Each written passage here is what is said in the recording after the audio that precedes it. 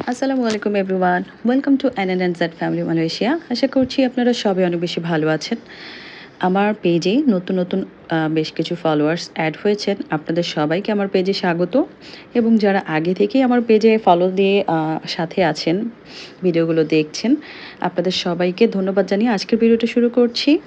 তো আজকে আপনাদের সাথে শেয়ার করতে যাচ্ছি খুবই মজাদার, জিভে জল চলে আসার মতো একটা রেসিপি।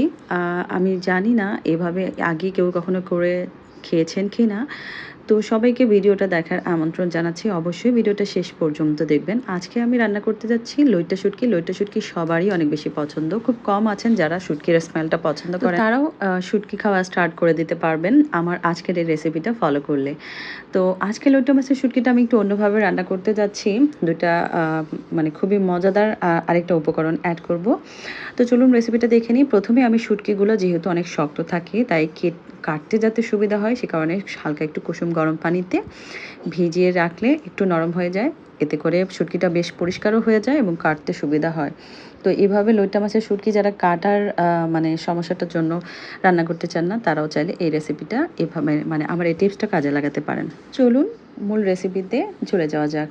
শুটকি রান্না করার জন্য মানে শুটকিটা যখন ভুনানো হয়, ভুনা রেসিপি করার জন্য অবশ্যই শুটকি যতখানি নিয়েছি আমি তার চাইতে দ্বিগুণ অথবা তার থেকে আরেকটু বেশি পেঁয়াজ নেওয়ার চেষ্টা করি। এতে করে কিন্তু টেস্ট অনেক বেশি আসে। তো এখানে প্রথমে পেঁয়াজটাকে আমি হালকা একটু তেল দিয়ে ভেজে নিচ্ছি। তো পেঁয়াজটা একটু ভেজে নেওয়া হয়ে গেলে এখানে আমি যে শুটকিগুলো গরম পানিতে ভিজিয়ে রেখে ধুয়ে কেটে পরিষ্কার করে রেখেছিলাম, সেই শুটকিটা দিয়ে হালকা একটু ভেজে নেব। খুব সুন্দর যখন একটা স্মেল আসবে, তখন এর মধ্যে আমি দিয়ে দিচ্ছি আদা বাটা আর শুকনো মরিচ বাটা। এখানে পেঁয়াজটা ভাজার সময় আগে আমি রসুন কুচি দিয়েছিলাম বেশি পরিমাণে, জন্য শুকনো মরিচ বাটাটা অ্যাড করছি। এরপরে এখানে আমি দিয়ে দিচ্ছি লবণ, হলুদ, জিরার গুঁড়া, সবগুলো একত্রে এখন মিক্সড করে নেব। মিক্সড করতে করতে একটু ভেজে নেওয়া হয়ে যাবে। এরপরে সামান্য পরিমাণে পানি অ্যাড করে একটু সেদ্ধ হতে দেব। তার আগে আমি এখানে 3টা কালারের ক্যাপসিকাম কেটে রেখেছি।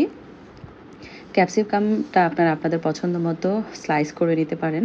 আমি এভাবে কেটেছি, তাহলে এটা ভিজিবল হয়, দেখতে ভালো লাগে।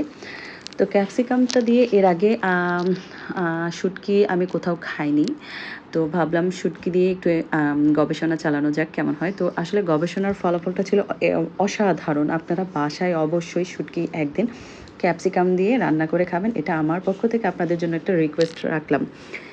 তো ক্যাপসিকামটা দিয়ে হালকা একটু ভেজে নেওয়ার পরেই আমি সামান্য পরিমাণে পানি অ্যাড করছি। বেশি পানি অ্যাড করার দরকার নেই, না হলে শুটকি মানে ক্যাপসিকামগুলো খুব বেশি নরম হয়ে গেলে খেতে ভালো লাগবে না। তো একটু পানি দেওয়ার পরেই আসলে যখন তেলটা উপরে ভেসে এসছে, তখন আমি শুটকিটা নামিয়ে নিয়েছি। আমি একটু ভাজা ভাজা পোড়া পোড়া খেতেই পছন্দ করি, আমি এভাবে করেছি। আপনারা চাইলে আরও আগে নামিয়ে নিতে পারেন। তো খেতে খুবই অসাধারণ হয়েছিল।